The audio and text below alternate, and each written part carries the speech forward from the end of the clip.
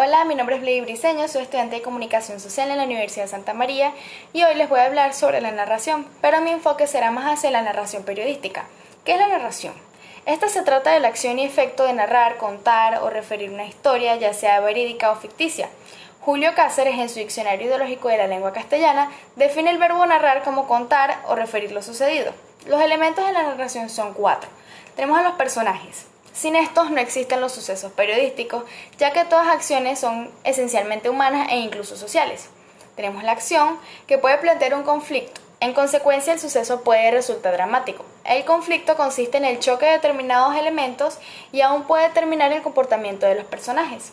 Tenemos el ambiente, que siempre estará presente en el suceso, aunque no siempre va a estar presente dentro de la narración. Y por cuarto y último tenemos el diálogo. No es un elemento esencial en el suceso, en tanto que éste puede producirse sin él. Todo depende de la importancia que dicho elemento tenga dentro de la narración. Ahora hablaremos sobre los tipos de narración. Tenemos la narración periodística, que se caracteriza por su contenido veraz y su finalidad es de informar cuando se comunica al público. Se trata de un periodismo informativo o de opinión, donde el periodista tiene prohibido narrar o relatar hechos ficticios al público. La narración literaria se caracteriza por ser una obra de imaginación. Los hechos que se narran son ficticios, aunque no se puede dejar de lado que dichos hechos puedan inspirarse en la realidad.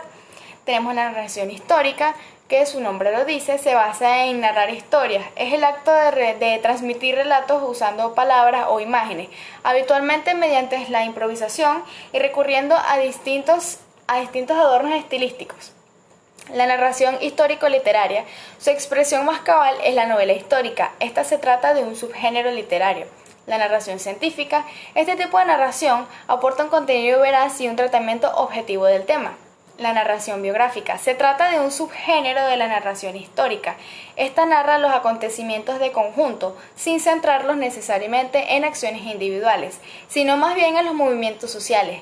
La biografía se construye en torno a la vida de un personaje, lo que interesa fundamentalmente. Tenemos la narración mitológica, que es como la del relato literario de contenido ficticio, pero dentro de lo ficticio va más hacia el extremo de lo fantástico que hacia lo realista. Y por último tenemos la narración folclórica, que se considera de carácter anónimo y de elaboración popular y colectiva, que son los elementos del folclore en general. Ahora les hablaré sobre el lenguaje narrativo, que es aquel que cuenta una historia que se desarrolla en un periodo, tiempo y lugar determinado. La narración hace referencia a la manera de contar la historia en una forma de secuencia o como una serie de acciones que realizan los personajes y que permite al lector imaginarse la situación. Ahora les hablaré sobre la estructura narrativa. La narración periodística posee una estructura un tanto diferente de los otros tipos de narración. Tenemos el esquema narrativo. La narración debe tener un comienzo o un arranque destinado a dar en una apretadísima síntesis el resumen global de los hechos relatados. Es lo que suele llamarse lead o encabezamiento. Después del encabezamiento de la narración periodística, desarrolla en detalles el suceso narrado. Se dan entonces los datos referentes a los personajes y la acción, incluidos de esta los posibles diálogos que se hayan producido y se precise dar a conocer. Es lo que suele llamarse el cuerpo de la narración. Aquí es preciso mantener el interés del lector en forma tal de que no solo decaiga, sino que más bien aumente y provoque la curiosidad y la avidez por saber todo lo ocurrido. Por último, el relato periodístico comprende también del desenlace, el cual viene a ser, obviamente, la culminación del texto narrativo, una vez expuestos en el cuerpo de la narración todos los elementos del caso. Cabe destacar que el desenlace puede presentarse como una solución de una situación dramática o conflictiva o simplemente como conclusión de un proceso que transcurrió sin conflictos ni ingredientes dramáticos. Tenemos los planos narrativos. La acción periodística no es el relato de un hecho, sino de varios que enlazados entre sí dan forma al suceso. Es la trama del suceso. Esta trama constituye una verdadera unidad tanto en lo formal como en lo funcional. Ahora les hablaré sobre la técnica narrativa. La técnica narrativa es a grandes rasgos la misma en todos los tipos de narración antes mencionados. En cada caso se aplica de un modo distinto según el tipo específico de narración que se trate. Así, la narración periodística posee dentro de lo que es común con las otras sus rasgos propios. Con respecto al proceso narrativo, el periodista realiza su trabajo a través de varias etapas. La primera de ellas es la observación y recopilación de datos.